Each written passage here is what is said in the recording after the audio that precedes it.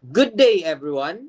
I am Engine Cadet Suelio, And I'm Engine Cadet Sante. and today we will present a barrier method of contraception called the cervical cup. This method is classified as an artificial contraceptive because it involves manufactured design designed to prevent pregnancy.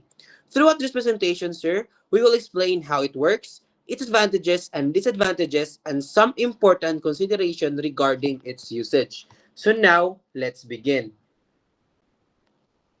So, a cervical cup is a small soft silicone cup that is placed directly over the cervix before sexual intercourse. By covering the cervix, it creates a physical barrier that prevents sperm from entering the uterus.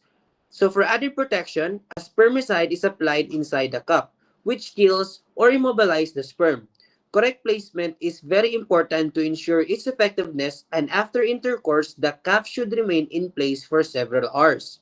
This combination of physical blocking and chemical spermicide makes the cervical cup a reliable barrier method when used properly. So now let's talk about the disadvantages and advantages of a cervical cup. So first, advantages. So first, it is non-hormonal. The cervical cup does not contain any hormones, which is ideal for individuals who want to avoid hormonal side effects.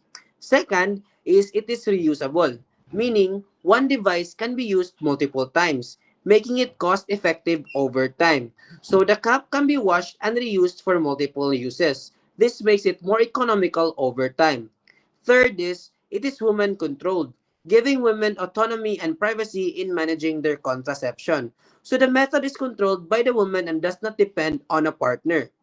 Next is pre-intercourse use. So the cup can be inserted hours before sexual activity, allowing spontaneity and flexibility compared to some other methods. And lastly, it offers long-term usage, as a single cervical cup can be typically last for up to 1 year if properly maintained, meaning it is one cost or one purchase product.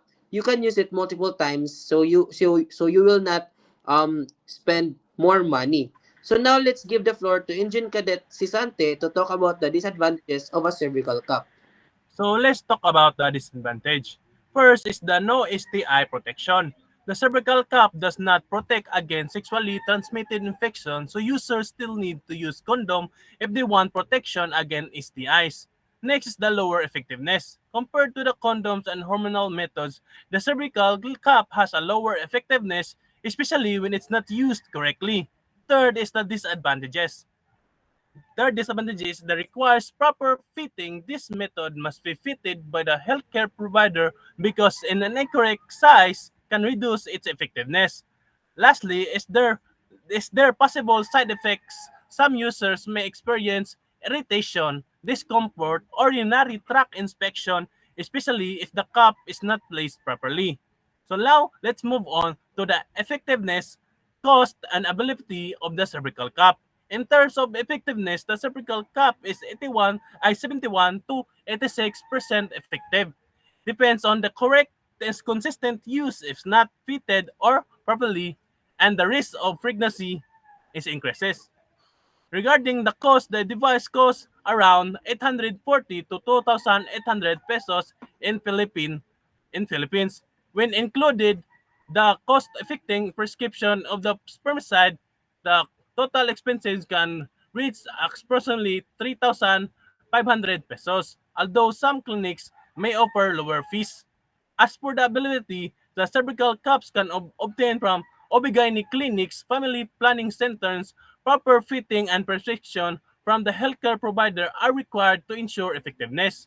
Finally, for our personal insights and reflection, the cervical cup is hormone-free, conservative methods that gives women control, convenience, and privacy. However, it does not protect against STIs, and its effectiveness depends on proper fitting and correct placement and consistent use.